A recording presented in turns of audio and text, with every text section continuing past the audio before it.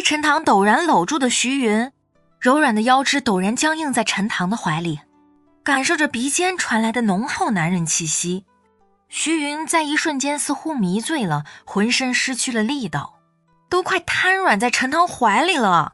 多久了？多久没有这种被保护的感觉了？女人一个人生活有多么艰难，常人根本无法理解。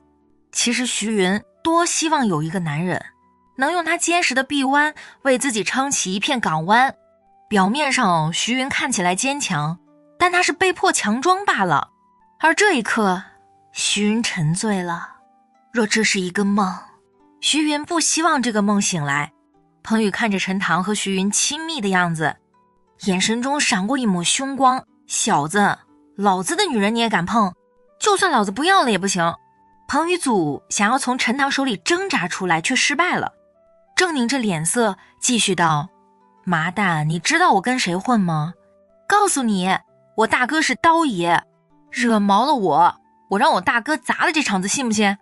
本来陈塘不断理会这么一只疯狗的，但陡然听到彭宇说他是刀爷的人，嘴角不由笑了笑，朝那边还没走的商务车看了一眼。此时商务车里坐在车里的郑小刀也睁开了眼睛，发现车子还没启动，不由朝司机呵斥了一声：怎么回事？怎么还不开车？司机稍微嗫嚅了一下，最终觉得这件事还是要给刀哥汇报下。刀哥，前面徐总的那个前夫彭宇好像又来找徐云了，而且好像还在威胁陈少说他大哥是刀哥您。噗嗤，刚刚喝了一口水的郑小刀吓得嘴里一口水全喷在了司机的脸上。我的个乖乖，刚才在 KTV 里好说歹说才将陈少哄好，这个彭宇又朝自己身上泼脏水。来不及多说，郑小刀将手里的水瓶直接丢在车上，打开车门，连滚带爬的朝 KTV 门口冲过去。彭宇，你这个混蛋，想死不要拉上老子啊，我还没活够呢。彭宇看见陡然出现的郑小刀，根本不知道郑小刀和陈塘之间所发生的事情，一脸惊喜的道：刀哥，您来得太好了，快让兄弟们帮我收拾这个混蛋小子，他居然勾搭我老婆。和刀哥打完招呼，彭宇还一脸得意的盯着陈塘道：小子，你完蛋了，看到没？我大哥就是刀爷，惹我你都不知道怎么死。郑小刀急速冲过来，心中则是大骂道：蠢货，勾你大爷，你他妈的不是早就和徐总离婚了吗？说个鸡毛啊！根本不等彭宇话说完，郑小刀冲到彭宇身边，飞起一脚狠狠踹在彭宇的屁股上，直接将彭宇踹了个够吃屎。旁边跟着郑小刀一起冲下来的兄弟王不迭上前将彭宇死死按在地上。陈少，徐小姐不好意思啊，给您二位添麻烦了，这个脑残我一定好好收拾他，若是他再敢打扰徐小姐的生活，我郑小刀提头来见。郑小刀话音落下，对两个手下招了招手，便准备将彭宇拖走。可是彭宇居然还不知死活地叫唤道：刀哥，您干嘛打我啊？我是让您打他们这对狗男女啊，刀哥，您不能不管我啊，我可帮你办了不少事。脑子被门夹了，啪！郑小刀反手一巴掌狠狠抽在彭宇的脸上。蠢货，闭嘴！陈少是我老板都不敢惹的人，你想找死吗？刚才彭宇居然拿之前的感情要挟郑小刀，郑小刀眼神中闪过一抹狠厉，已经动了杀心。彭宇被郑小刀一巴掌打懵了，有些二愣地看着陈塘和徐云。这个陈塘这么大来头，滚！郑小刀让手下拖着发懵的彭宇快步朝另外的车辆那边走去。郑小刀脑袋里正在思考是否要将彭宇丢到江里喂鱼。看着彭宇被郑小刀的人带走，徐云眉头稍微皱了一下，抓着陈塘的手腕不由稍微紧了紧。郑小刀这些人有什么手段，徐云大概也是了解些。虽然徐云憎恶彭宇恨他，但徐云却并不想彭宇死，毕竟当年两人之前还是有过一段感情。可是让徐云开口给彭宇求情的话，徐云又开不了口。刚才陈塘可是当着这么多人说过了，徐云是他陈塘的女人，自己的女人给另外一个男人求情，这算什么事儿？徐云只是一个细微的动作，但陈塘却感受得清清楚楚，对离开的郑小刀招呼了一声刀爷，教训一番，让他长点记性就可以了，留一条性命。好的，陈上。郑小刀恭敬地应答了一声。既然陈塘开口了，郑小刀自然不会再搞什么小动作。而彭宇刚才自己也是感受到了自己刚才的行为，真的让刀哥发飙了。自己可是在鬼门关走了一趟啊。郑小刀带着彭宇和手下兄弟离开，陈塘搂着徐云，走吧，以后那家伙应该不会再来人骚扰云姐了。有刀哥出面，彭宇除非想死，否则绝对不会来找徐云。徐云深呼吸了一口气，好，陈塘跟我去办公室一趟。徐云才能长舒了一口气，回头看了一下彭宇离开的方向，心中最后一点念想算是终于彻底放下了。以后自己也要开始自己崭新的生活。徐云带着陈塘上楼，刘恒继续招呼客人。陈塘跟着徐云进入办公室之后，徐云反手将房门反锁，面色一片羞红。陈塘随意扫了一下徐云的办公室，依旧是老样子，一张办公桌，一张沙发，里面还有一个小隔间，是平时徐云休息的地方。云姐，你让我来有什么事吗？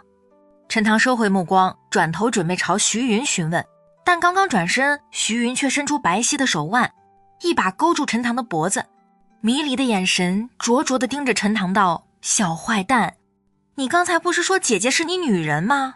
那咱们就干脆假戏真做一回好了。话音落下，根本不等陈塘反应过来，徐云便轻轻将陈塘推的坐在沙发上。徐云缓缓朝陈塘走过去的时候，伸手将自己白色衬衣的纽扣解开了几颗，白皙的锁骨，黑色的肩带，无不闪烁着成熟女人的魅力。说实话，在陈塘这20多年遇到的女人中，哪怕包括15岁之前，算上在家族中遇到的那些极品女人，徐云都绝对算得9分颜值以上。更何况此时的徐云将自己的魅力完全释放，妖媚入骨，任何一个男人都有些受不了。陈塘也是男人，很正常的男人。云姐，别这样不好。陈塘作为大家族子弟，虽然平时洁身自好，但也并不是纯情少男，只是比较挑剔而已。男女之事自然也是懂的，只是陈塘觉得和云姐这之间的关系，若是进一步的话，不知道将来会发展成什么样子。徐云却丝毫没有停下的意思，有啥不好？小坏蛋，你刚才在外面不是说的很霸气吗？既然都当着那么多人承认了，若是我们之间不发生点什么，那岂不是有点名不符实？徐云的眼神闪烁着一道迷离的光彩，里面像有钩子一样，陈塘感觉心脏一颤一颤的。若是说陈塘心中没有想法，那是不可能的。上大学的时候，陈塘在 KTV 来做兼职，这个风情万种的老板娘对自己多方照顾，还让自己睡在她的床上。云姐真不要这样，你知道的，当时我只是为了帮你。眼看徐云扑了上来，陈塘连忙双手抓住徐云的肩膀，将徐云轻轻推开。徐云身体在陈塘怀里一阵扭动，那姐姐不管，今天你可是帮了姐姐大忙，我一个女人家也不知道该怎么报答你。陈塘心中一阵无语，但云姐也不需要这样报答啊。陈塘第2次将徐云推开，徐云在陈塘腿上坐下，眼神有些失落地看着陈塘。陈塘，你是不是嫌弃姐姐？但姐姐告诉你，虽然结过婚，但离婚3年里，我没接触过任何男人，最亲密的就是你啊。徐云眼神中似乎都闪烁着泪花了。从徐云的眼神中，陈塘看得出来，徐云对自己怕不仅仅是报恩这么简单，徐云对自己是真的动了感情。这种感情之前只不过是很微妙罢了。日积月累到今天，彭宇的事情解决之后，徐云算是彻底放下了心中的包袱，所以情感上也就有了一个彻底的爆发。不然徐云也不会主动在办公室就这样。云姐，你千万别误会，我怎么可能嫌弃你？你是那么好的一个女人，若是那个男人嫌弃你，那完全是他瞎了眼睛。只是云姐，你知道我已经结婚了，我不可能给你未来的。陈塘第3次推开徐云，放出了自己的杀手锏，这也是陈塘之前对徐云的火热一直避而不见的最重要原因。陈塘已经有了老婆，虽然林初雪当时对陈塘不咋地，但陈塘对林初雪却是心存感激的。正是因为林初雪5岁的时候和陈塘换血，才让陈塘又多活了20年。徐云脸上浮现一抹释怀的微笑，原来是这个吗？姐不在乎，姐今天就只要你，放心，姐懂得分寸，但姐已经无法自拔地爱上了你。小坏蛋，你知道吗？徐云几乎是带着哭腔，红唇朝陈塘嘴上吻来，这已经是第4次。如此一个绝色美人敞开心扉爱上你，是个男人该如何拒绝？想拒绝吗？好拒绝吗？世界上最难还的债是什么？情债。陈塘知道自己若是再次拒绝徐云的话，只怕这辈子徐云内心会受到重创，一辈子郁郁寡欢。一整晚除了刀哥前来闹事之外，皇家 KTV 倒是运行平稳。其实上，按照陈塘现在的身份， KTV 的真正老板不来上班都没问题，但陈塘暂时没公布这个身份，所以还是坚持到晚上11点的时候才离开。开车回到林初雪所住别墅的时候，陈塘却意外地发现都11点多了，林初雪居然还没回家。初雪，怎么回事？怎么这么晚了还没下班？陈塘拨通了林初雪的电话，公司的事情陈塘已经帮忙摆平了，7大姑8大姨的股份都已经购买回来了。陈塘让庞老代替自己投资3000万，从沈超那里要账了2000万，公司的资金缺口也都解决了。还有什么事能让林初雪加班到12点？电话里林初雪似乎非常疲惫，老公，我在开车，马上到家了，等我回家再说。几分钟后，林初雪的车进入别墅大院，林初雪满脸疲惫地进入客厅，直接一屁股坐在沙发上。陈塘关切地给林初雪端了一杯热水。老婆，到底怎么了？公司出什么事情了吗？林初雪端着水杯，一口气将水杯喝光，长叹一口气，皱着眉头道：哎，是啊，不知道奶奶为什么这么偏心，股份都卖了还想着林峰。陈塘一愣，对啊，奶奶股份不是也转让了吗？怎么还可能有权力插手公司的事情？林初雪无奈摇摇头，从包里拿出一份复印件道：是爷爷的第2份遗嘱，本来是以防公司发生什么变故才用的，结果奶奶却用这个遗嘱来对付我。陈塘快速将遗嘱复印件拿起来扫了一眼，顿时就明白了。所以说爷爷的第2份遗嘱就是说，就算奶奶手里表面上的股份卖了，按照爷爷的遗嘱，他也还有10%的隐形股份，而且在公司股东里还有1票否决权，这算是一个绝对霸王条款啊！遗嘱上写的非常清楚，爷爷给奶奶留下的那隐形10%股份是不受任何外在因素影响的，不管公司如何扩展，奶奶的10%股份都不会被稀释。在公司，奶奶有绝对的话语权，甚至可以凌驾林初雪之上。关键是爷爷还强调了第2份遗嘱权限高于其他所有遗嘱。说白了，爷爷在临死前怕林初雪和陈塘对奶奶不好，就给奶奶留了一道免死金牌，可奶奶却提前将这块金牌拿出来了，目的居然是再次袒护林峰。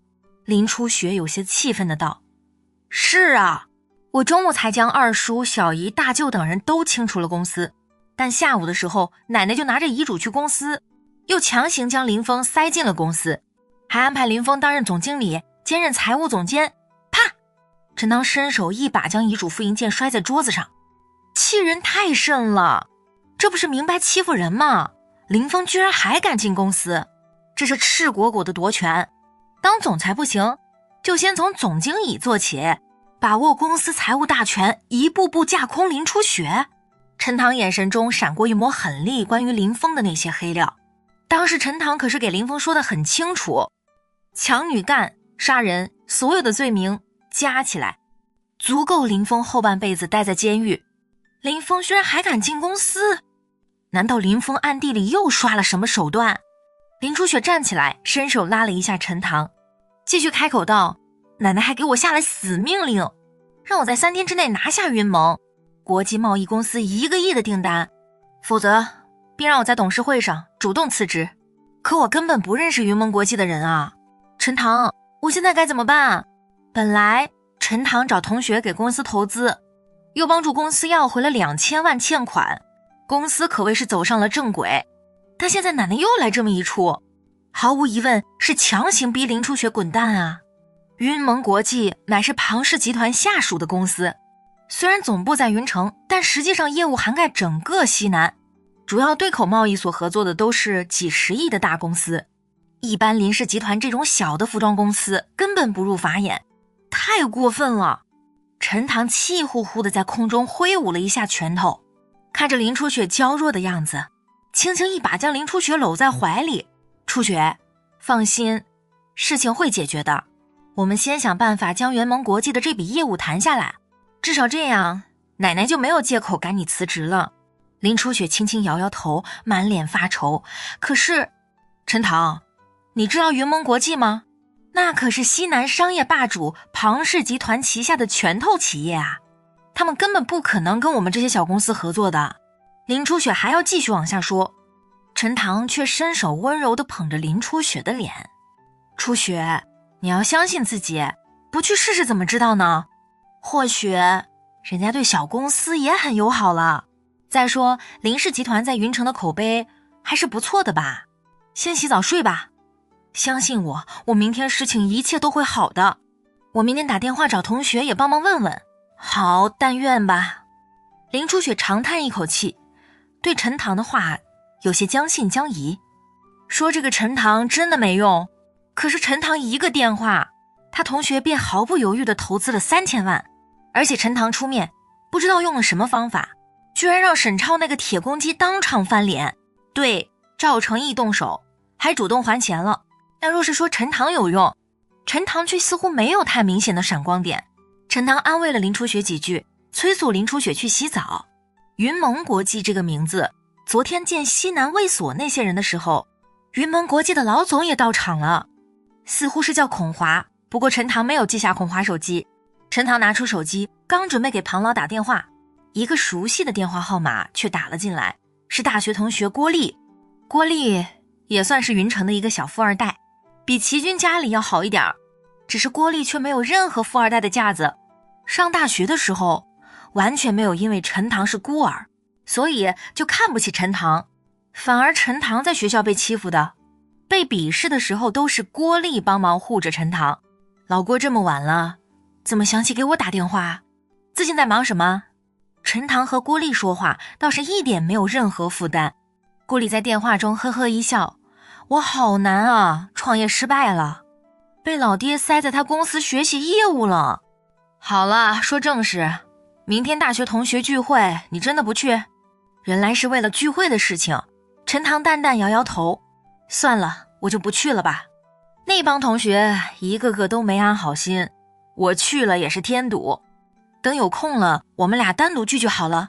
郭丽在电话那头言语有些促狭，真的不去？呵呵，告诉你个秘密，校花苏若瑄可是放话了，明天你必须去，不然她就把林氏集团收购了，把你抢走做压寨老公。郭丽的一番话说的陈塘一愣一愣的。老郭，你可别开玩笑啊。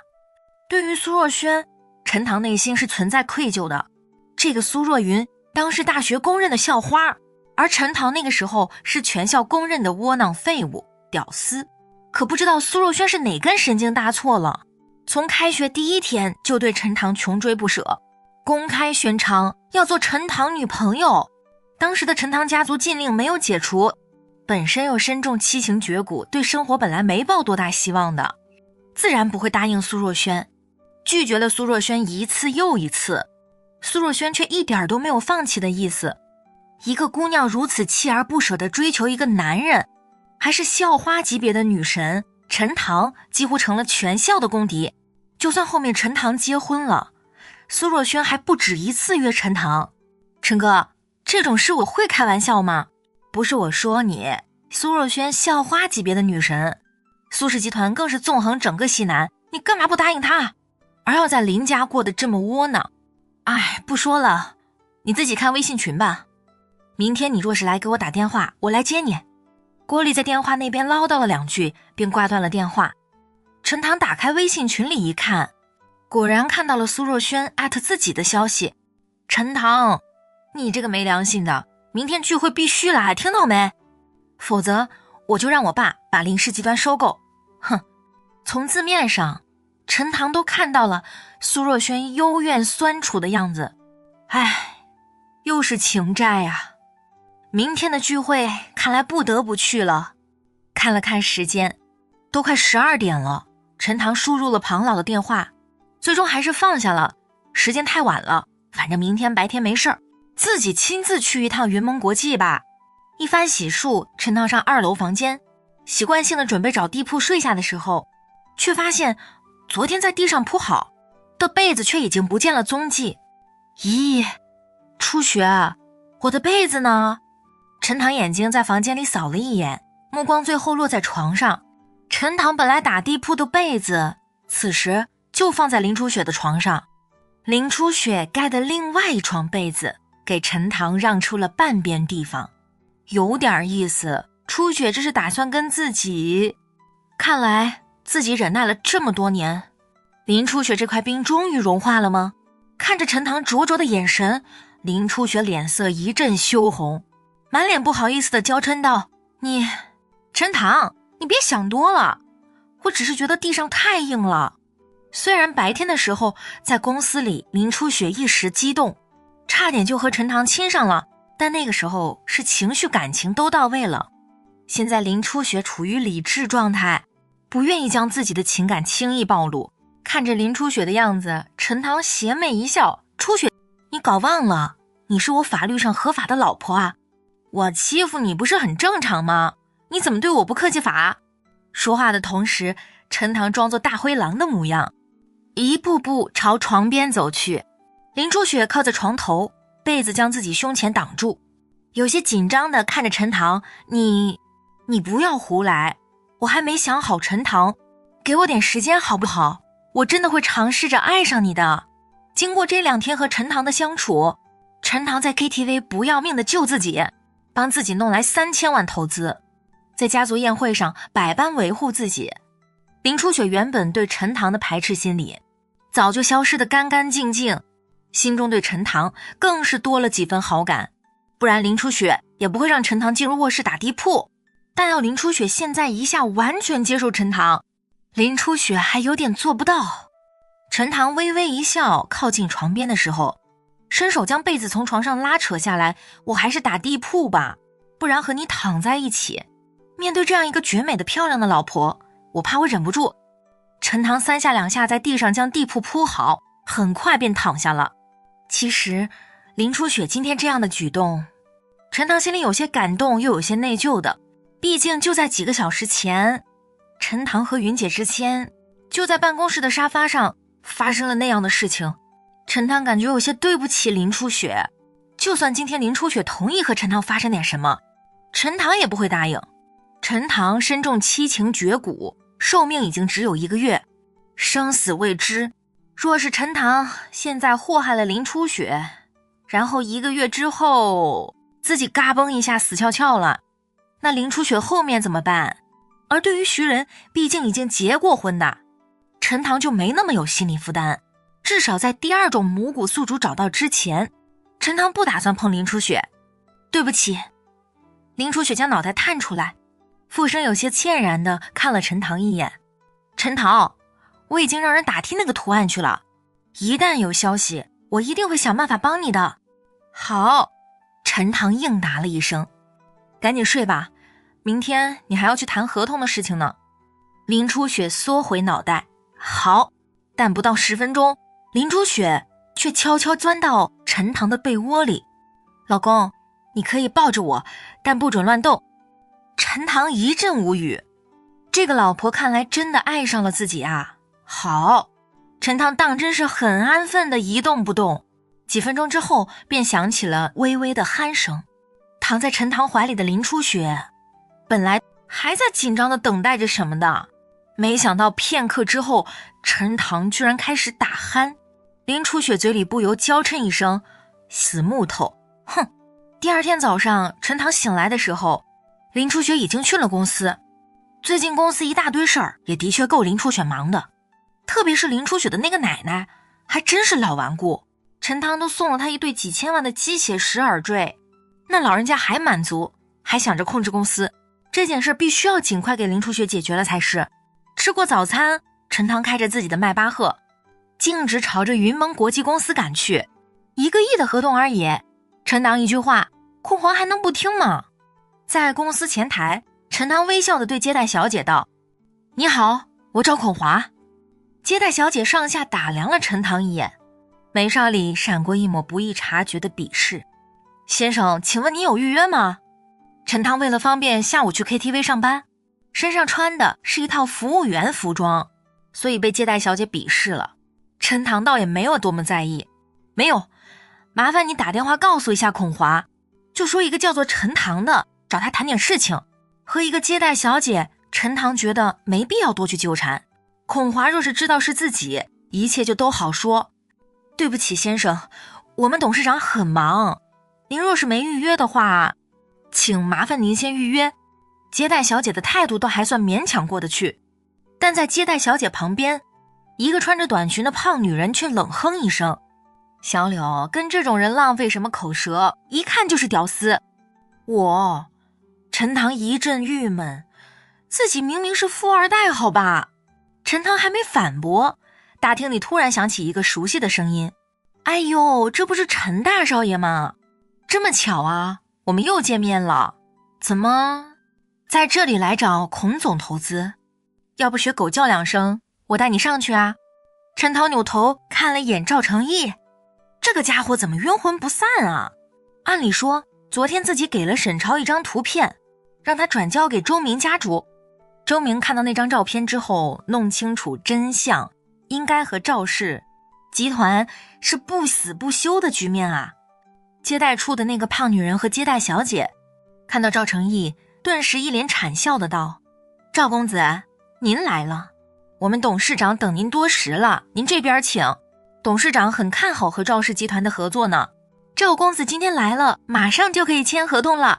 我听说这个合同林氏集团那边也很想要啊。”听到这里，陈塘不由一愣，林氏集团也想要这个合同？难道说赵成义今天来找孔华所谈的这个合同，正是林初雪想要争取的那个单子？哼，有点意思。赵成义对接待小姐点了点头。林氏集团想要那个合同？呵呵，不急，我恰好遇到一个熟人，聊2句。昨天在宴会上，赵成义可是被陈塘虐体无完肤啊。在沈超的宏发物流，赵成义本来打算去阻止陈塘要回欠款的，结果不知道陈塘跟沈超说了什么，沈超居然发疯般的带人要砍他是。当时赵成义听沈超嘀咕的那2句，还以为当年的事情暴露了，结果等了1天也没见沈超有什么动静，赵成义便放松了警惕。接待小姐有些迟疑的朝陈塘看了2眼：“赵公子，您认识他？”接待小姐心中都有些慌张了，若这个青年是赵公子的朋友，那自己刚才得罪了他，那岂不是让赵公子很没面子？不过想到刚才赵公子对陈塘说的话，接待小姐顿时反应过来了，刚才赵公子都骂这个姓陈的是狗，就算认识，关系也不可能好。当然认识，呵呵，这狗啊，就是改不了吃屎的本性。陈塘，看来你也是向来和孔总谈那笔1个亿的单子吗？不好意思，这单子我已经内定了。哈哈，你不是很牛吗？来啊，就算要回了欠款2000万，你也帮不了你老婆吧？只要林少再次掌控了公司，你和林初雪那婊子啊，就等着滚蛋吧。到那个时候，看我不玩死你。赵成义一脸得意，却根本忘记了柳天雄和陈塘的关系根本不是大家表面上所看到的这么简单。陈塘眉头一皱，赵成义的消息倒是灵通，林家内部昨天下午才出现变故，赵成义便知道得清清楚楚。陈塘全身气息一阵释放，吓得赵成义不由后退了2步。你干什么？这里是云盟国际庞老旗下的产业，告诉你，你若是在这里闹事，得罪了庞老，分分钟让林氏集团毁灭。庞老？陈塘淡淡的摇摇头，这个赵成义当真是无知所谓啊。庞老坐镇西南，本来就是专门为陈塘服务的，还会动林氏集团。这个赵成义牵涉到沈超儿子的车祸，郑小刀的牢狱之灾，还有周家当年的惨案，这3股势力虽然暂时还没动手，但这不过是暴风雨来临前的平静罢了。赵成义早晚都是死，陈塘根本懒得理他，滚！陈塘一声呵斥，脑袋里正在想着是否要打电话给庞老通知孔华一声，不然自己一直待在这里等孔华也不是事儿啊。突然前台的对讲机突然响了起来，是孔华的声音。小柳，怎么回事？赵公子还没来吗？不是说5分钟前就已经到公司了？小柳连忙在对讲机前面回应道，孔总，赵公子已经来了有几分钟了，只是刚才在前台遇到了一个叫陈塘的傻逼，好像是代表林氏集团来找您，正在和赵公子争吵呢。前台小柳像邀功一样对着对讲机汇报道。对讲机那头孔华的声音沉吟了片刻，下一刻陡然像是被踩了尾巴的猫一样，声音陡然提高了8度。你说什么？陈塘？林氏集团的那个上门女婿陈塘？